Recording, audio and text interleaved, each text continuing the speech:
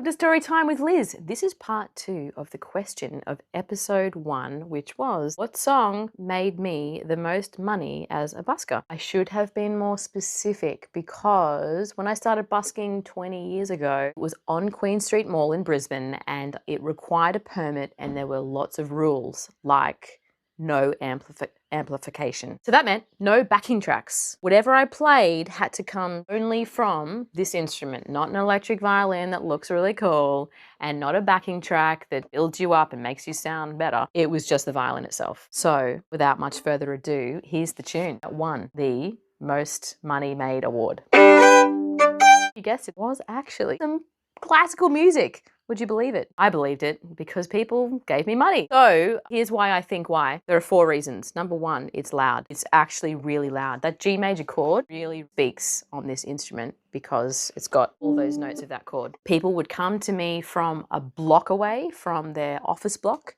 and be like, I could hear you 100 meters away. I would say that often that was because I was playing that piece of music. Number 2, it is, I'm referring to my little notes over here, it's got a recognizable hook, people, just like this real money making how-to. That hook, dun, dun, dun, dun, dun, dun, dun, dun. We can all sing that. It's like this thing that we go, oh, I've heard that before. And so it like hooks you in, which leads me to number 3. And that is that it makes people feel a bit fancy. So, or it makes them remember that moment of something or place or movie that they've heard it. So people would often come over and be like, oh my goodness, that was the song from Batman, or that was the song from Madagascar. I don't know whether it was in those movies, but I know that whatever, it was probably classical and it had a particular feeling of fanciness at that point of the movie. And that person was remembering that and loved it and loved the fact that they knew or recognized the music. And so they felt good about giving me money. Always make people feel good about giving you money. Now, the next thing about that is that I haven't actually told you the name of this tune. It's Eine kleine Nachtmusik, Eine kleine Nachtmusik, which means a little night music, and it's written by Mozart. So yes, if you want to be really fancy, know the name of it. Know the name of it. Number 4, this piece of music stands alone as a piece of music. It's a melody that you can sing. A lot of times with pop music or even rock music with a cool riff like Akadaka, you need a backing track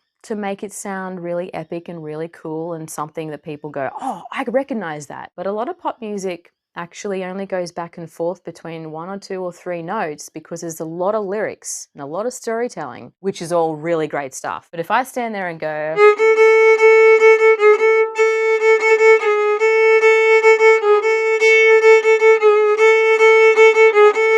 there's another note in there. You might not recognize it.